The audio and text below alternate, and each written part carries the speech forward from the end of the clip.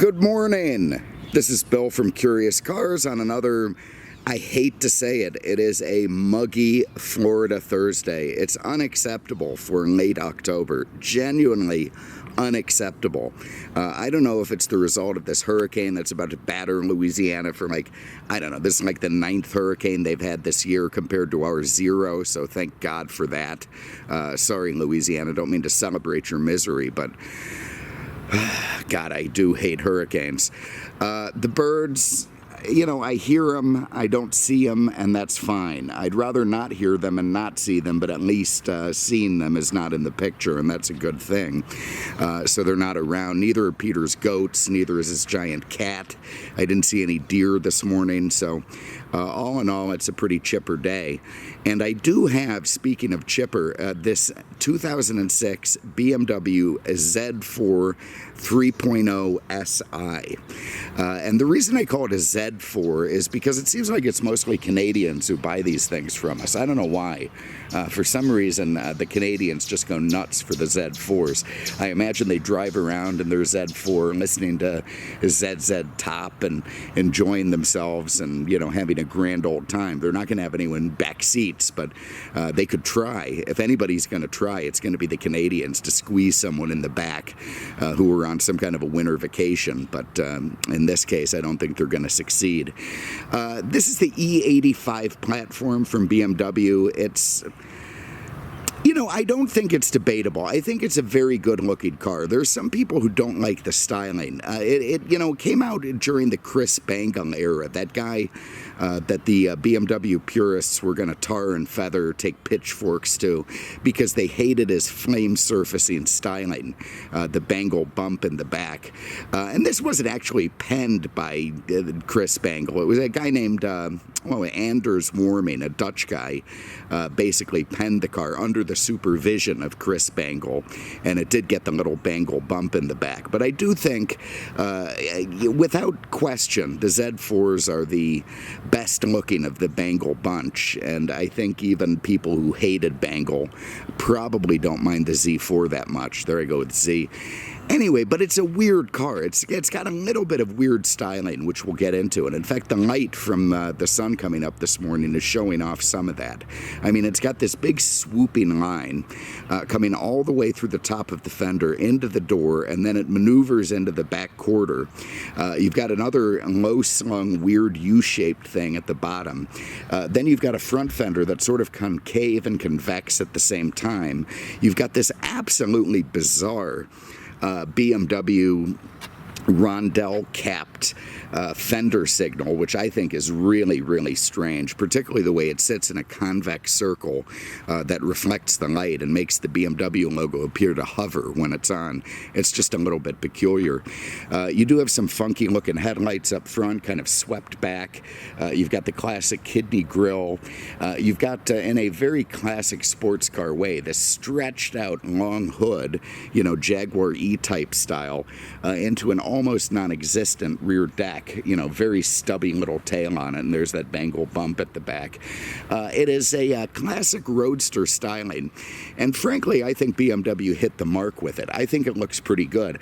A lot of people thought the Z3 looked kind of bloated and small and fat and weird, and the Z4 doesn't. I think it does have the proper proportions and ends up being a pretty good-looking car.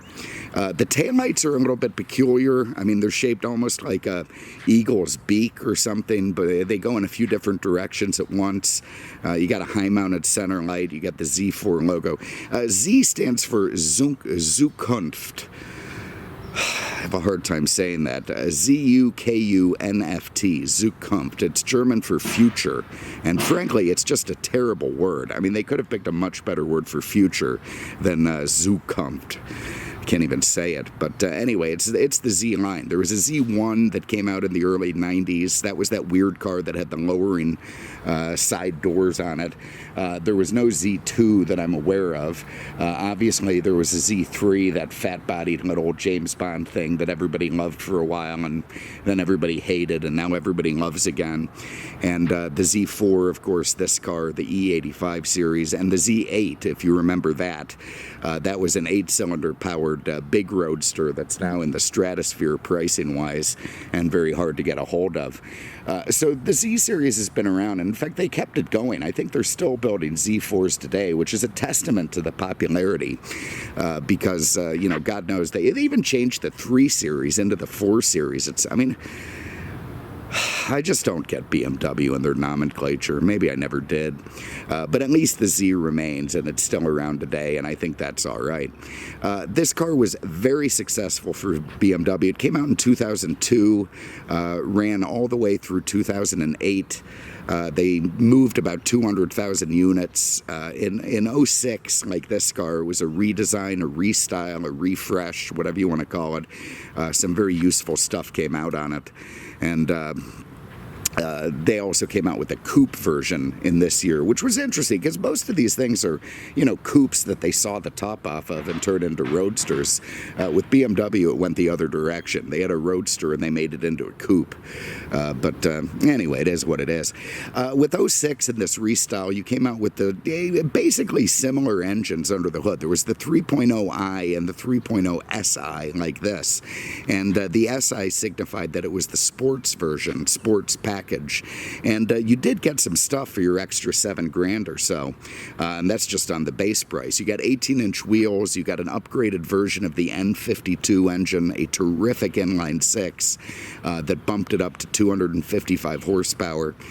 You got a much stiffer suspension, certainly when it's in the sports setting, and these, I don't know if I said it already, I had a little bit of coronavirus whiskey this morning, so I am a bit polluted, but the hell with it. It's not too bad, just enough to get the edge off.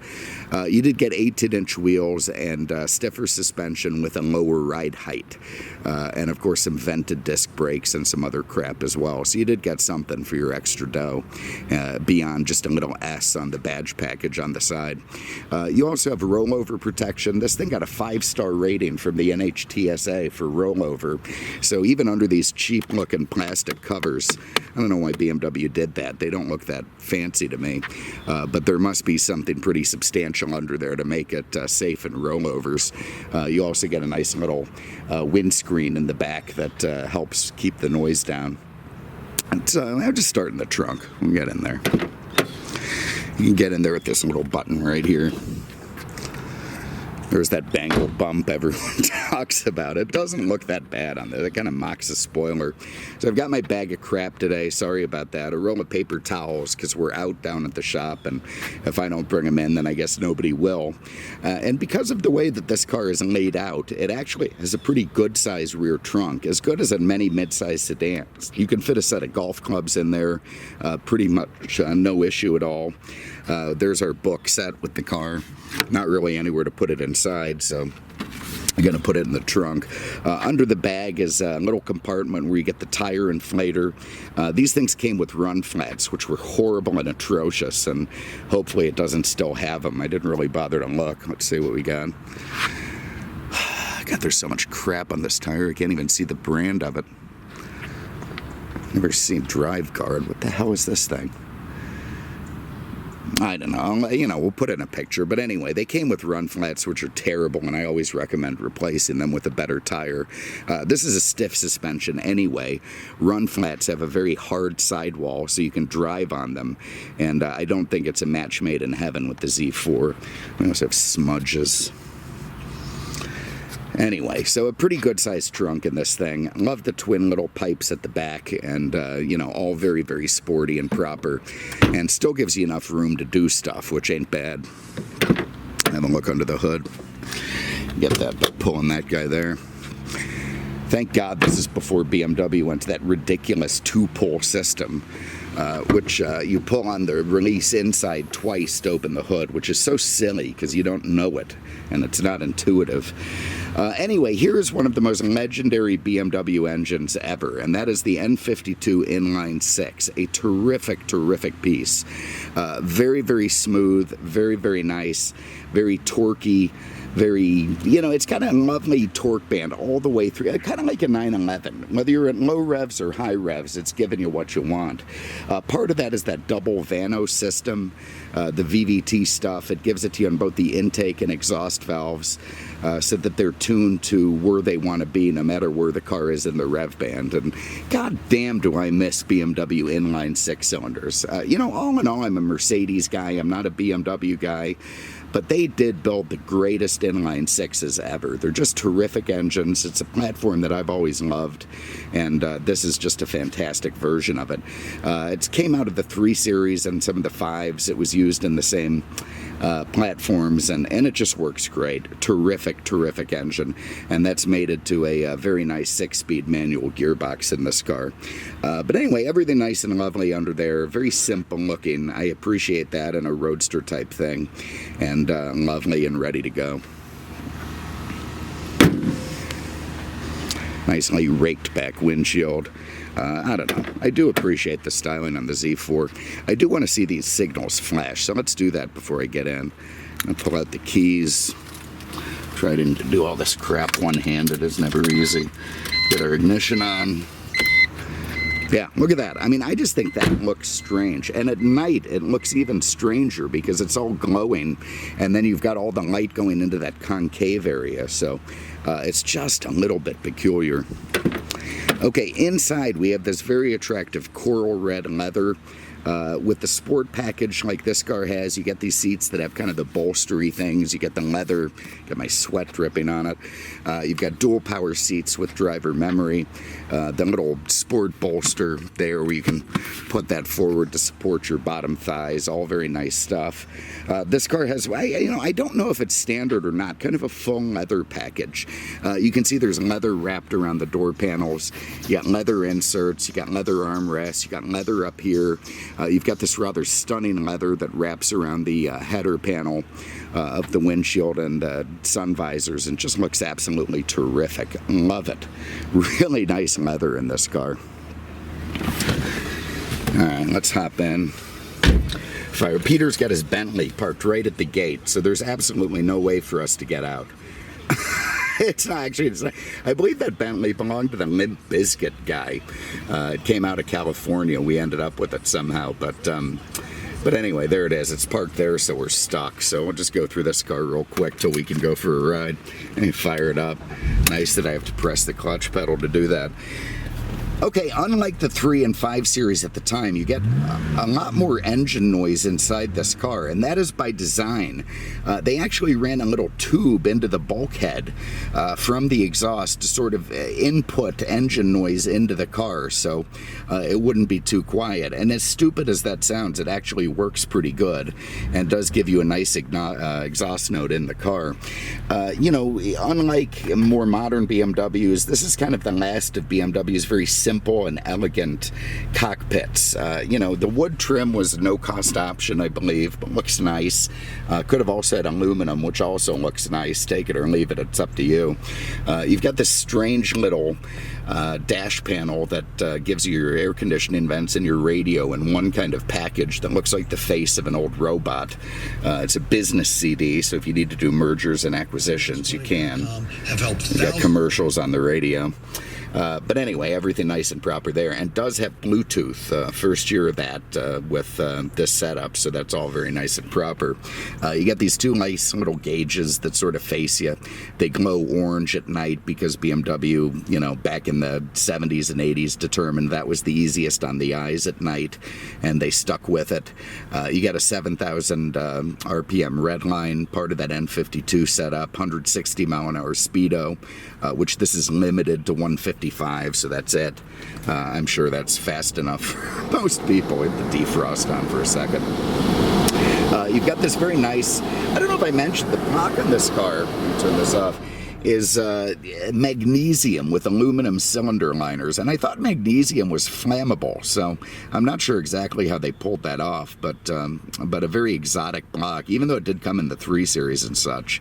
But anyway, that's just a little aside. You've also got this nice aluminum framed steering wheel. You've got grippities at the 10 and 2. If this had the automatic, it would have paddle shifters there. You got multi-function control shed at you. You got the BMW rondelle facing you, the Bavarian flag. It's just all very nice and proper. You've got your cruise control down here, your signals, your wiper controls, and then there's a little pull tab at the bottom if you want to adjust the steering wheel up, down, in, and out. You also have your headlight control over there. They're automatic in this car, like in an old Cadillac, so they come on automatically at night, which is nice. Your fog lights, you've got a cup holder that shoots out, looks like it's going to break anytime, and another one over there. Then you've got your climate control here in the center, all works very nice, cold air, all that. You got your heated seats. These are your top controls, your dynamic traction control, your tire pressure reset. You got an ashtray if you want it. You can turn off your passenger airbag. Here's this lovely little short throw shifter that is very nice to flip through the gears. 6-speed in 06, that was the first year for that, and it works great. And the sport button is not just for show, it's a real thing. When you press that, it actually stiffens the suspension. It changes the electric steering, of which I'm no fan. I don't like electric steering, I want hydraulic. And it changes the engine mapping to give you more throttle response and horsepower.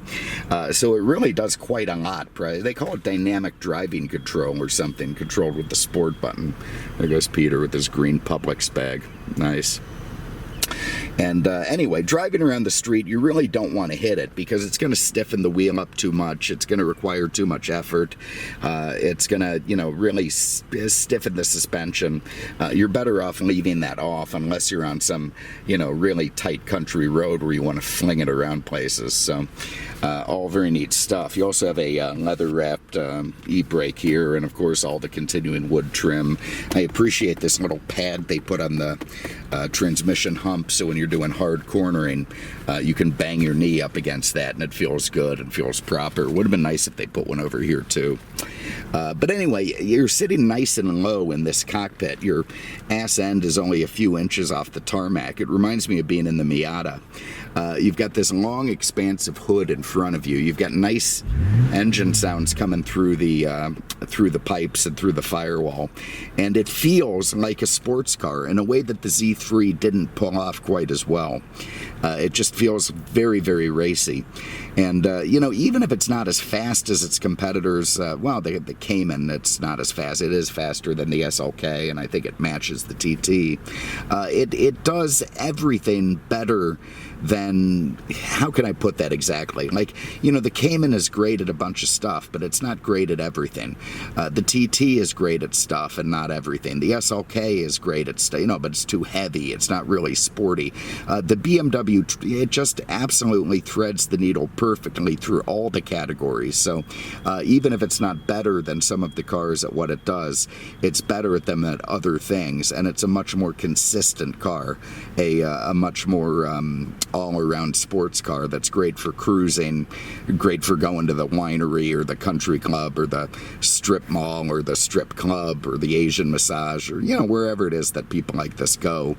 And it's just a joy to drive around. So anyway, I'm going to wait for Peter to go. We're going to cut the video off here for a minute and then we'll go for a spin. Alright, so we're back and we're going for a spin. We got the gearbox in order. I didn't look at the tires closely while I was waiting there, and they are Bridgestone run flat, so, God. I mean, they're the correct tire for the car, but I really do hate run flat tires.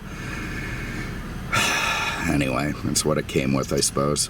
What else? It's got, I believe, a Carver sound system in here. Let's see if we got music now.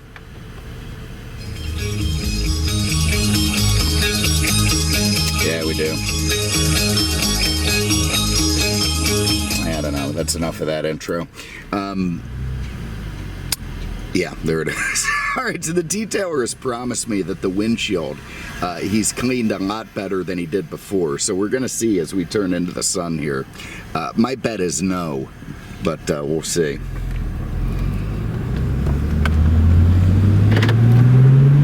actually, you know, it's not that bad. For him, it's as good as it gets. So, look at that bird. Sweet, could have just come through the cabin and taken me out. Oh, nice throttle response. I don't have the sport setting on, and you know, it's still pretty bumpy and sporty driving. You know, that was one of the complaints about these cars, is that they, oh God, you know what I never did, and I'm gonna do now, is put the top up. You never even saw that. We'll see how that works. All right, so I'm stopped now. I don't know if we need the e-brake on. I'm gonna press this. Yeah, it's working. Okay, so up comes that little soft top. You can see it has a latch on both sides. Goes into place, seals itself down. If I keep my finger on the button, it'll run the windows up. So I put the e-brake on, we'll hop out so you can see that. Oh God, I'm too old to get in and out of these things. Miata's hard enough. So anyway, a black canvas or a stay fast top, nice material, has a glass rear window with defrost, and works very well on the car. You know, the roof line is nice on it, the window line is nice on it. It just adds a sporty look even with the top up. So good looking soft top in the car. And that means we're gonna, I'll put it back down. What the hell? Drive in top down, put ourselves on display so people can look at us hatefully. There it is. All right.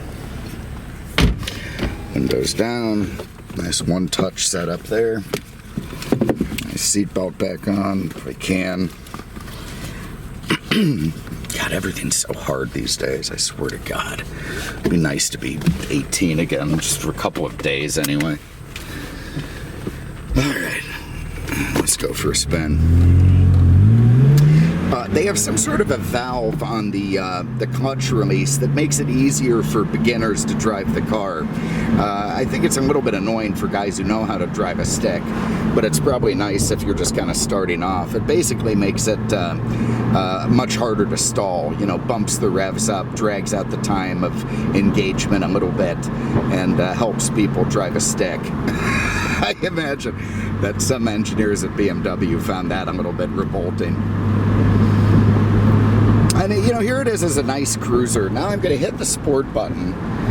It's instantly going to make the throttle response a little bit different, and you can feel the suspension stiffen up.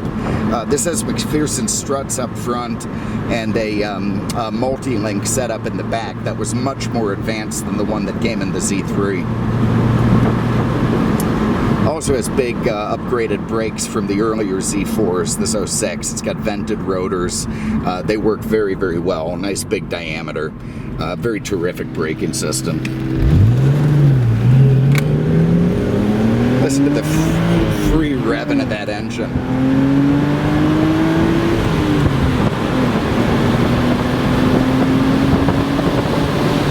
And it just pulls so nice. You know, that's the point right there of the Z4. It kind of encourages you to do a little bit of spirited driving, have some fun with that inline six. It all feels very nice and good. And that's one of the joys of driving. I hope that's not rain up there. I hope that's just fog in the distance. I'll find out. I'll be pulling over in a hurry. Anyway, so it just becomes kind of a lovely little roadster. It's kind of the anti-Miata. You know, it's more substantial in virtually every way, bigger engine, more horsepower, but does still give you some of that Miata joy of driving, which is nice to have. So anyway, look, I'm not going to ramble on and on, but here it is. This is an 06 BMW Z4 3.0 SI, the sport package, the premium package. This is a really nice car. It's available at Auto House of Naples at autohousenaples.com. You can give the guys a call there. They're happy to talk to you. And you really be happy to have this one. You know, I think these cars are going to become collectible at a certain point. A lot of them got used up, beat up, thrown away. The nice ones, even though they made a bunch of these cars, the nice ones are few and far between these days. So, and this is a nice one. So if you have an interest, give them a call. Otherwise, you know, I don't know. I like it. I could probably drive it around as a daily for a while, but after a certain point, I'd get tired of the sporty, cramped little feel, and I'd want a town car. But that's just me. Thank you very much for having a look. Really appreciate it, and we will see you with the next one. Take care.